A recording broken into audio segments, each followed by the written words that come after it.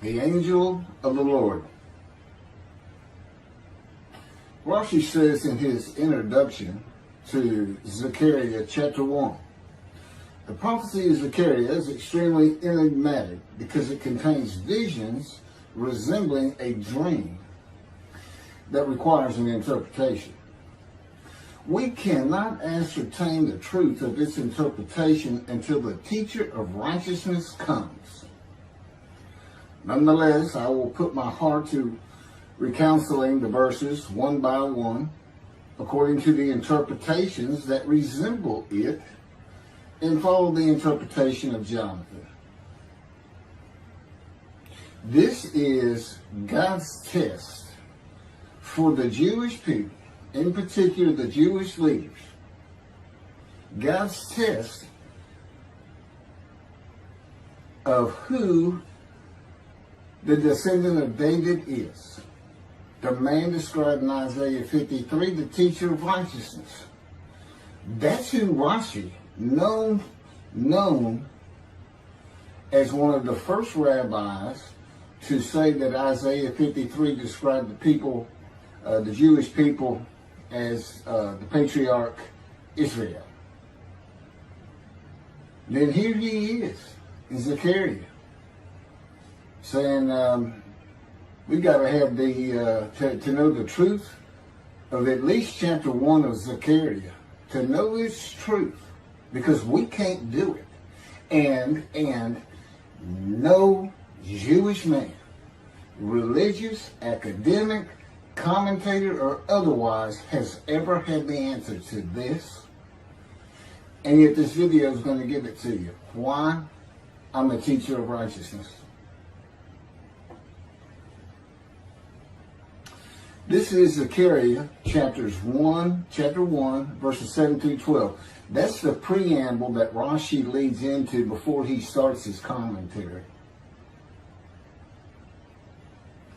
And this is in midrash form. That's where I take parts of a verse and interpret each in individual segments. Verse 7. On the 24th day of the 11th month of the second year of Darius, the month of Shabbat, this word of the Lord came to the prophet Zechariah, son of Berechiah, son of Edo. This word of the Lord. This verse continues with, in the night I had a vision, which is not a word of the Lord. The word of the Lord coming to Zechariah means the messenger of the words of God has come to Zechariah, who is the angel of God's presence, and the word of the Lord. Literally, that's his name. He has alighted upon Zechariah to bring a vision from God. Not a word, a vision. Verse 8. In the night I had a vision. I saw a man mounted on a bay horse standing among the myrtles in the deep, and behind him were bay, sorrel, and white horses. In the night I had a vision. There's a man on a horse standing in the myrtles. He is later referred to as the angel of the Lord, standing in the myrtles. The angel of the Lord alights upon and enters men, and my name, Hashem, is in him and can speak through the man. Zechariah has an angel with him who is his guide in the vision. The deep is like a valley Zechariah is looking down on, filled with myrtle trees, and then an open area below that is where the bay, sorrel, and white horses are. Verse 9. I asked, what are those, my Lord? And the angel who talked with me answered, I will let you know what they are. What are those, my Lord? Zechariah is not talking to the angel. That's an angel. It's not my Lord. Who answered, but who never lets him know what they are. he is asking the man standing among the myrtles on a bay horse about the horses in the open area and calls him my Lord. Verse 10. Then the man who was standing among the myrtles spoke up and said, these were sent out by the Lord to roam the earth. Then the man who was standing among the myrtles spoke up and said, again, this is midrash form. Okay, so the man standing in the myrtles answers the question of Zechariah, not the angel who is with Zechariah. Verse 11, and in fact, they reported to the angel of the Lord, who was standing among the myrtles. We have roamed the earth and have found all the earth dwelling in tranquility. And it's just like a dream. We have horses talking. You know, there could have been birds. Anything that can go far and go a long ways out and then come back. In this case, for this story or for this dream that was given to Zechariah, it's horses. And in fact, they reported to the angel of the Lord. They who reported are the horses who have gone to and fro throughout the earth, and they spoke the report to the angel of the Lord, who was standing among the myrtles.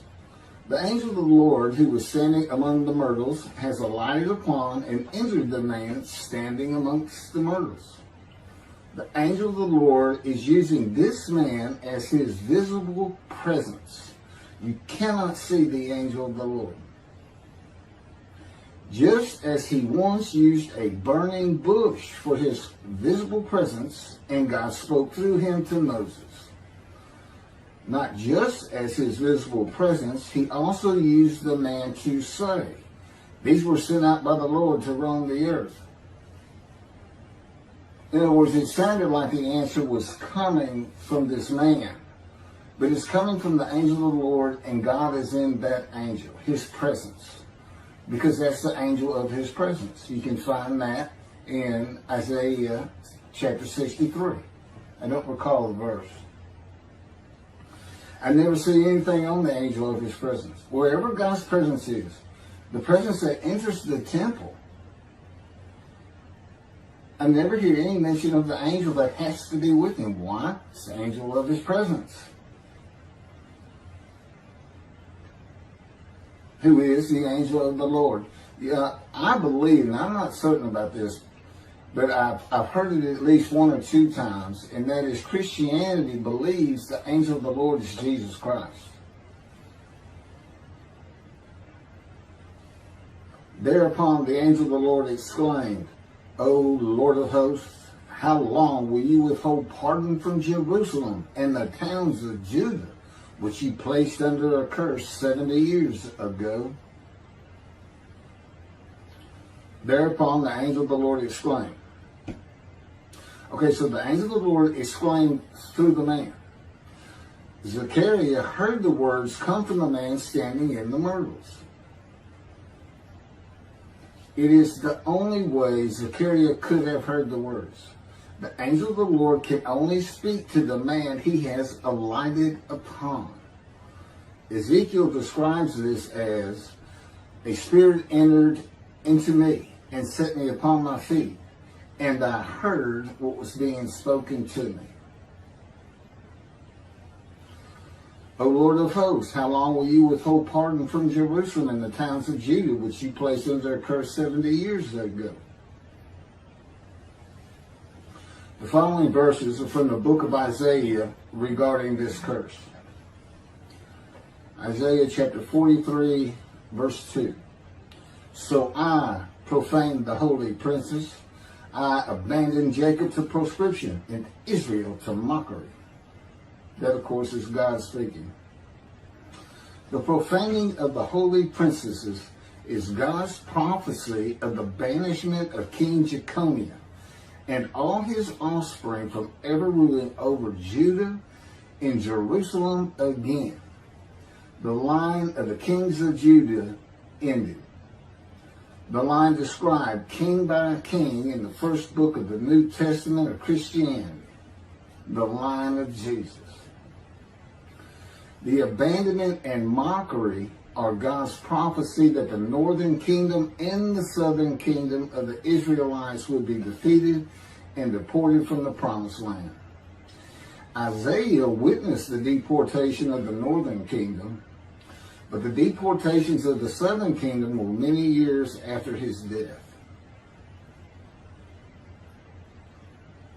This is chapter 43, verses 5 through 7. Fear not, for I am with you. I will bring your folk from the east, will gather you out of the west. I will say to the north, give back, and to the south, do not withhold. Bring my sons from afar, and my daughters from the end of the earth. All who are linked to my name, who I have created, formed, and made for my glory.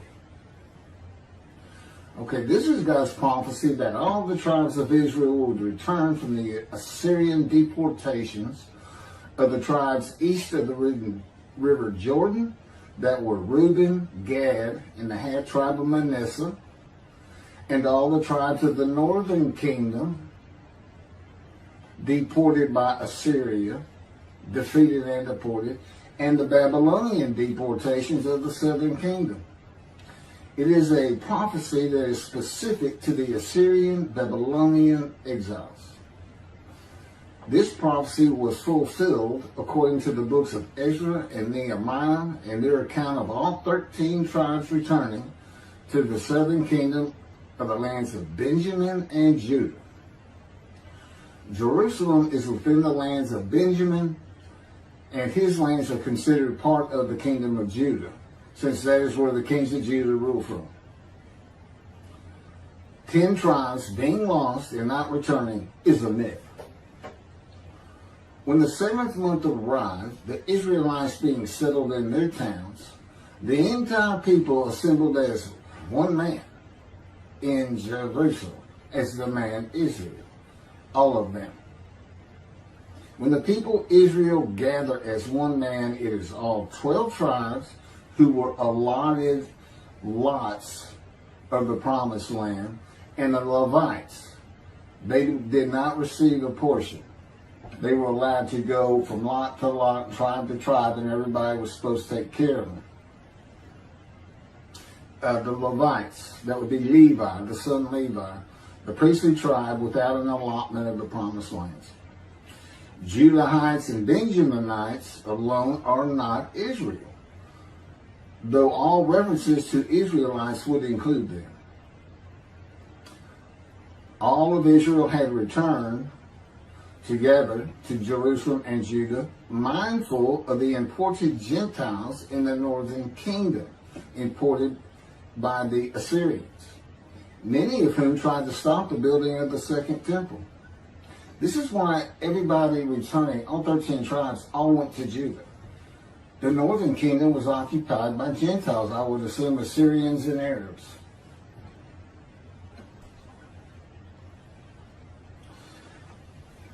This is 1 Chronicles chapter 9, verses 2 and 3. The first to settle in their towns on their property were Israelites, priests, Levites, and temple servants, while some of the Judahites and some of the Benjamites and some of the Ephraimites and Manassesites settled in Jerusalem. That would be Ephraim and Manasseh. Manasseh was such a large tribe, it had to be broken in. It was broken in two. Half of it set up, their allotment was east of the river Jordan by about where Edom would be. And well, that was the tribe of Gad.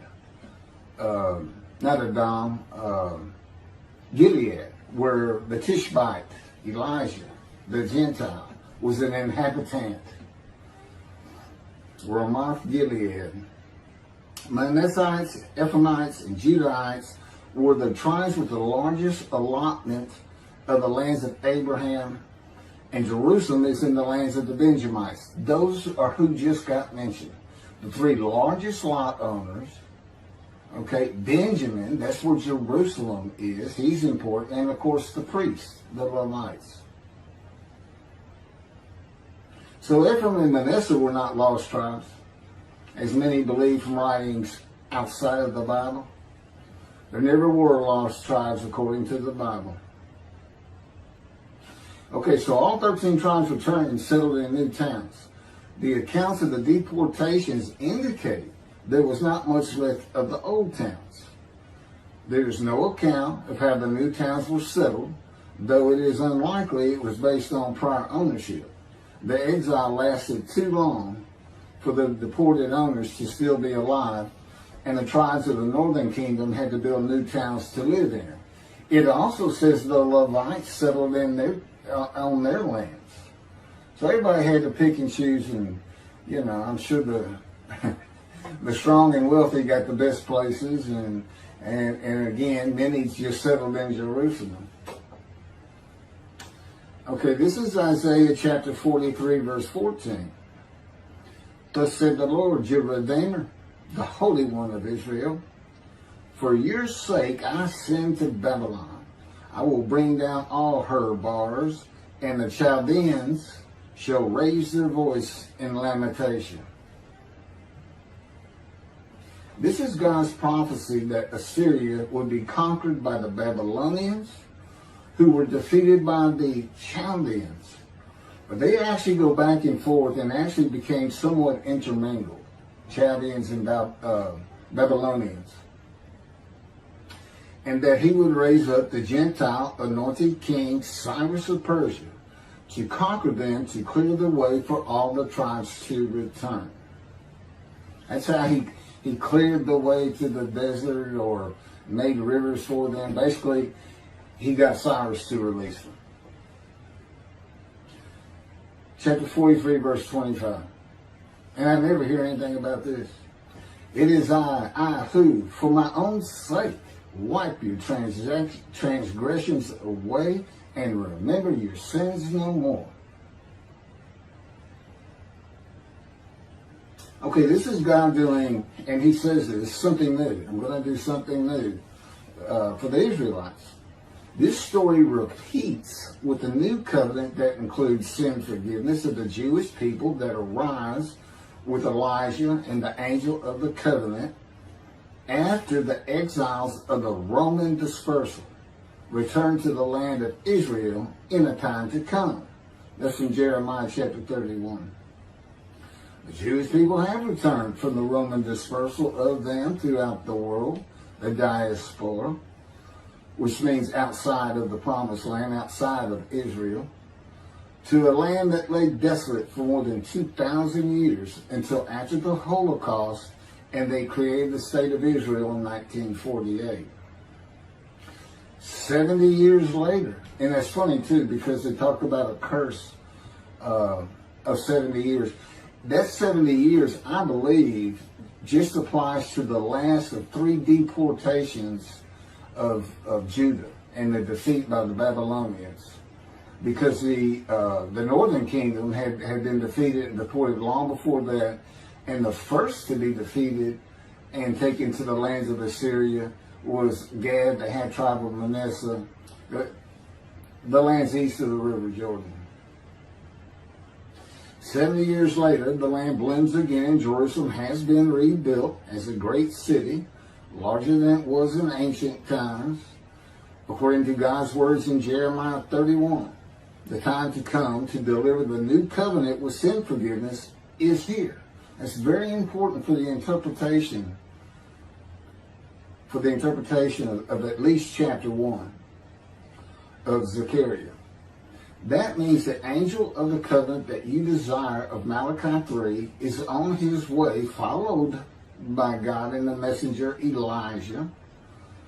And when God's third temple is built, he will return to it suddenly. This is the day of the Lord. That's Malachi chapter 3. Now, Zechariah is in Jerusalem, and the construction on the second temple is about to begin.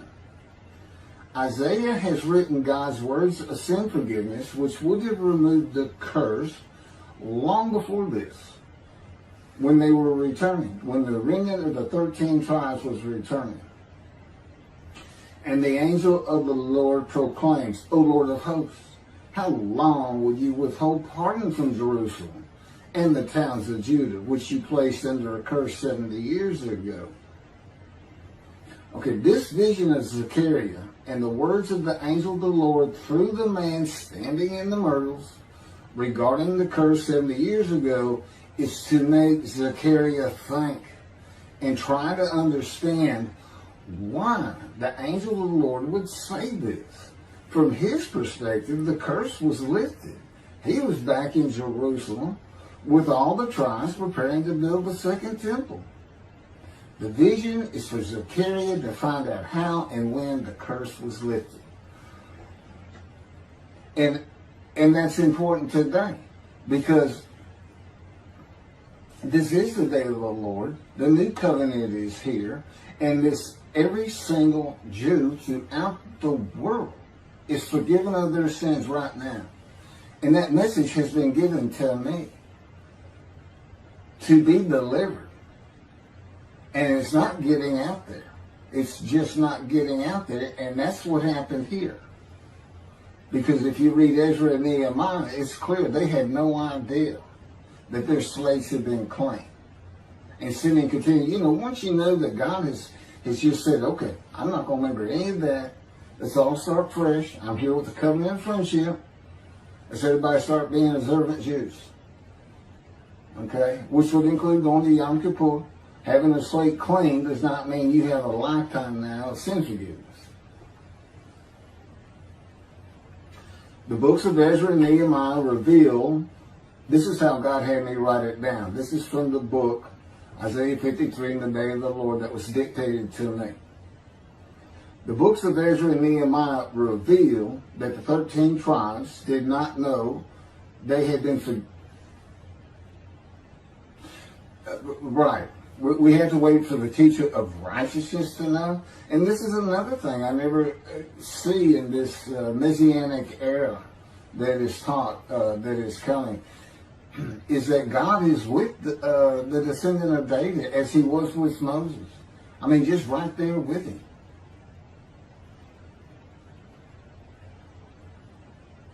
The books of Ezra and Nehemiah reveal that the 13 tribes did not know they had been forgiven of their sins to be a holy seed in the building of the second temple. If people know they have been forgiven and have a clean slate from past transgressions against God and his laws, they are more likely to stop their sinful ways and abide by his laws in the future. The scroll of Isaiah needs to be found and interpreted by Zechariah and the religious leaders so they will know of God's forgiveness of their sins. God will be returning before the temple is built. That will be the third temple, to test the devotion of his righteous servant and make him suitable for his purpose, which might prosper. That includes the building of the third temple. This would begin when his spirit alights upon the anointed one, Moshiach. His presence with his righteous servant will be necessary for the temple to be rebuilt. Islam will not freely hand over their third most holy site to Israel and abandon the Dome of the Rock Mosque, a mosque that sits on the Temple Mount purchased by King David for God, the most holy site of the Jewish people. With God is the angel of his presence who is already on the way. You want me to skip that? Okay, this has been covered in other videos more than once.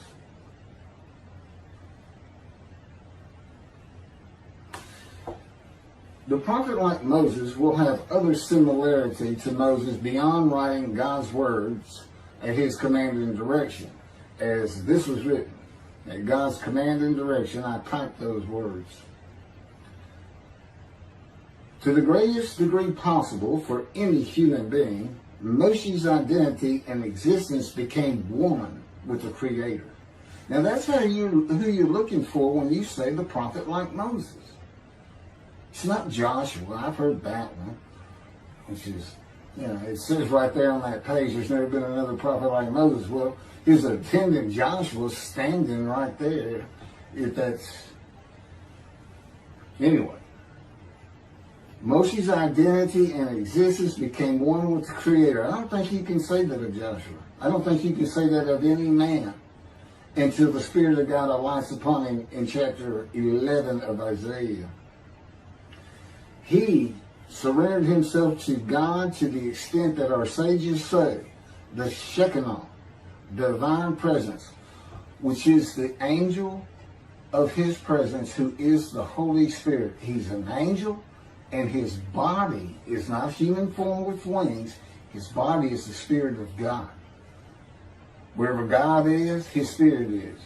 Wherever his presence is, the angel of his presence is. They're always together. So when they alight upon a man and say, okay, we have tasks for you, that man immediately becomes a man in divine beings. And that's the Shekinah. That's the Spirit of God and the presence of God entering into the temple, which would include the angel of his presence. The Shekinah spoke through Moshe's throat. As I have mentioned, God can speak through me. You're only going to know it, just like with the man standing in the myrtles, by the words that are spoken. Okay? Because it's my voice. But it's not me. You know, I can tell the difference. You can't, other than those would be how God would state it. And you can, if you watch closer, you can see it happen in all these videos. I mean, for the most part. Where God just, you know, he just throws out a sentence or two. And I just keep going, you know. I let him get done and I just pick up from there. We've been working on this for over 13 years. That's from the Zohar, Volume 3, page 232A. And then it says, i.e., he was God's veritable mouthpiece on this earth. That's from the Sefer Hashikos 5749, Volume 1, page 290, and a footnote. The prophet, like Moses, will also have the answer to these questions. Quote, the great Jewish philosophers try to understand the question of how Moses heard God literally. Some insisting that God spoke actual words and Moses heard them with his ears, while others suggest that God's speech was communicated silently to Moses' intellect and only uttered in sound by Moses himself. Maimonides, Rambam, even as he affirmed the communication between God and Moses as a fundamental Jewish belief, ultimately conceded the mysteriousness of that process.